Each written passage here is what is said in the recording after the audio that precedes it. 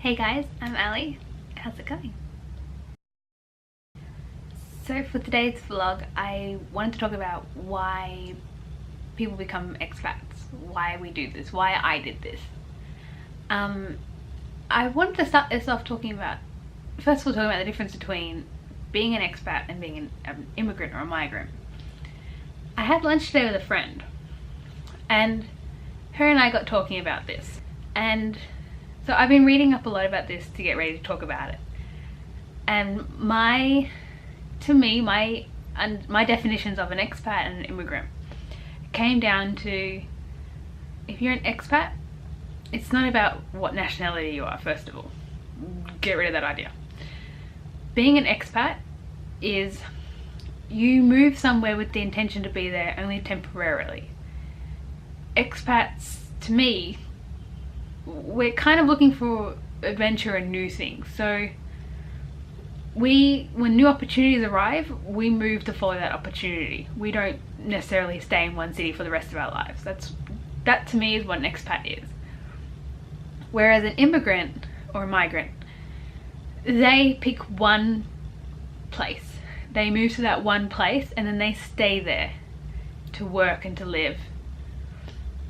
If you immigrate or you migrate, you move to one country and you intend to stay in that one country for a time or permanently. Whereas expats, we're a lot more flexible. We follow opportunities when they arise. So if there's an opportunity to live in the Philippines, we'll go live in the Philippines. If there's an opportunity later comes up to move to America, cool, let's go move in America. I think, to me, that's the difference. I don't know. Let me know if you guys have a different understanding or a different definition of immigrant and migrant and expat. Anyway, so that's, for the sake of this vlog and not for some hard-hitting journalist newspaper, that's the understanding of being an expat. You're temporarily living in another country, following opportunities.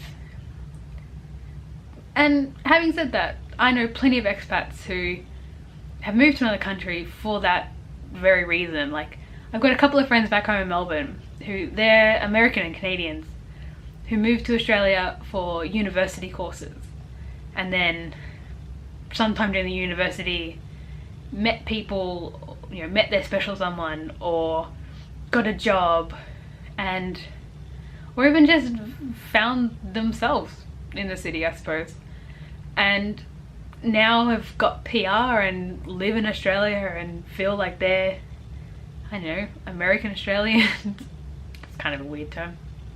So like, you can be an expat and then become an immigrant, and I imagine you can be an immigrant and then become an expat and leave your home country intending it to be one permanent move, but then new opportunity, new opportunity, new opportunity. So that said, that's cool. So I mentioned in the last vlog why I became an expat, just briefly, and I'll go into a little bit more detail on that in this one. So for me, there was 3 reasons why I am doing this, why I'm putting myself through this. The first one is the really cliche.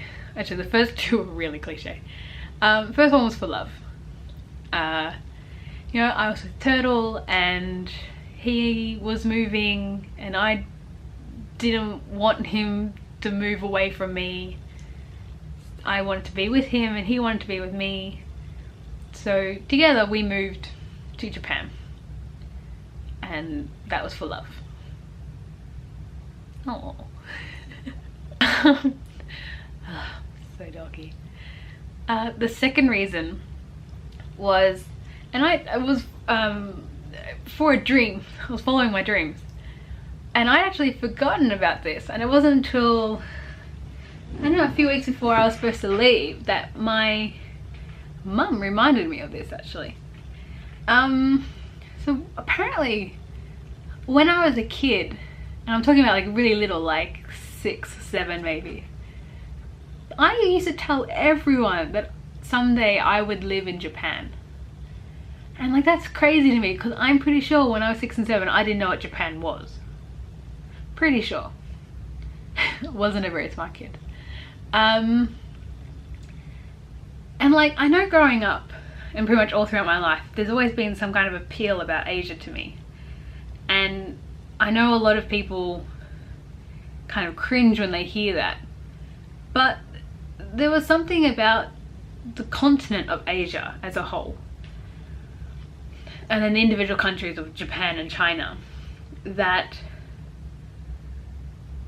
was presented to me as a kid as this exotic, different, and kind of forbidden kind of area.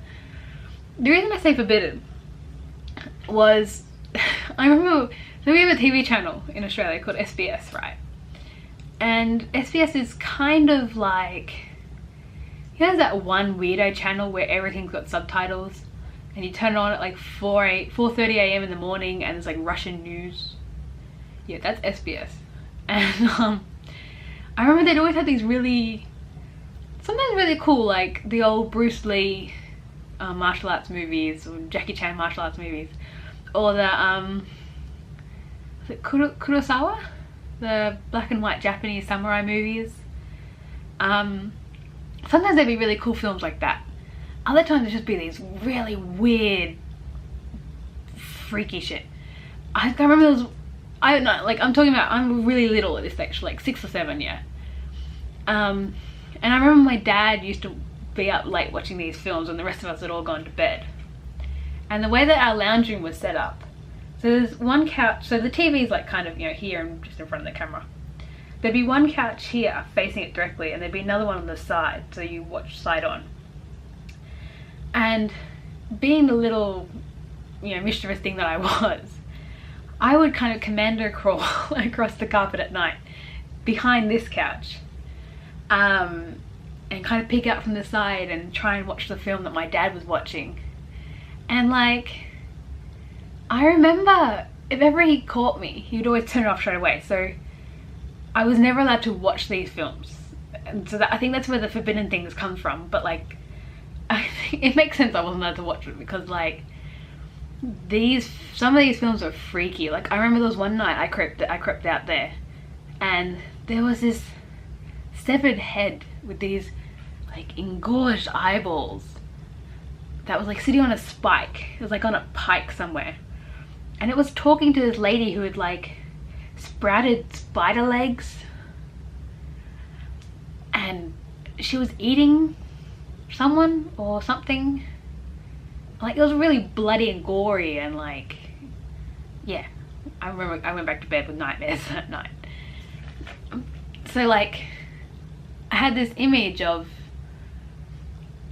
you know, this really kind of place that I knew it was in Asia. I knew these movies came from Asia, and there was something, I wasn't allowed to watch them, I wasn't allowed to know about them.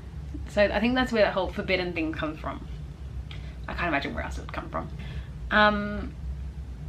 But I also, like I said, it was always the idea of Asia, it was a very different place to anything else I knew. Like, growing up, I can't remember there being more than 10 families of Asian description in my area. Like, there was one Chinese shop when I was growing up, and everyone just went to that one Chinese shop. There wasn't sushi bars and like, you know, the corner shop and Korean barbecue and stuff like that. No, there was one Chinese restaurant that everyone went to, and everyone all probably ordered the same thing: fried rice, lemon chicken, sweet and sour pork, you know. Anyway, there's something similar and familiar across a lot of the European languages, so they're very easy to distinguish. Whereas I kind of feel like a lot of the Asian languages and European languages sound nothing alike. Like, absolutely nothing alike. And like, they use very different writing, and you know, the Chinese and Japanese alphabets are incredibly different to the Roman alphabet, and you know, and I had exposure to, you know, the Russian alphabet and such. So like, and I was familiar with a lot of European languages, as I said.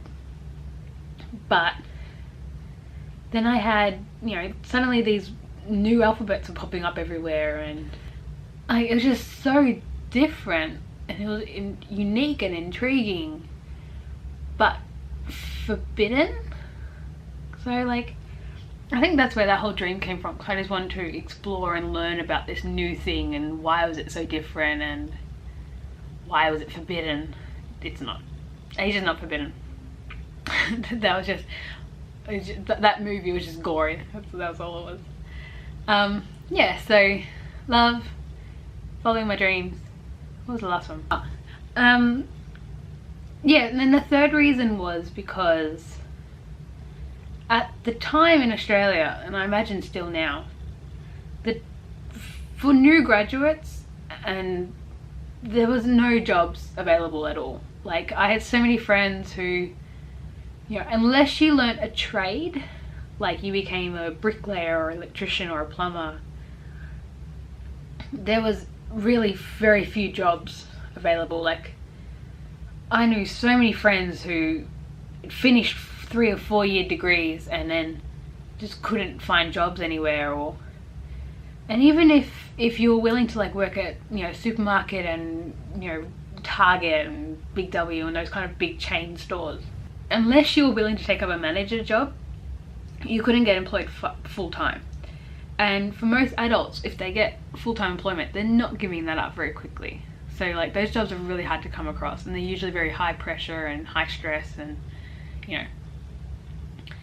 And like, if I was to get a job at a supermarket, say part-time, I had to get a job at a supermarket, I would probably be paid like something like $25 an hour. Whereas like, if they were to hire a 18-year-old, you know, a high school student, 16, 18-year-old, they would get paid like, I don't know, $15 an hour or something like that, maybe even less. So like, if you're an employer and you have a 20-year-old that's going to cost you $20 to $25 an hour versus a 16-year-old who will cost you only, you know, say $15 an hour, you're going to go for the 15-year-old. There's no 15, 16-year-old. There's no reason at all why I would be the better candidate, unless they'd had really bad history of 16-year-olds stuffing them over. So those are the 3 reasons that I became an expat. Becoming an expat, it's not an impulse buy.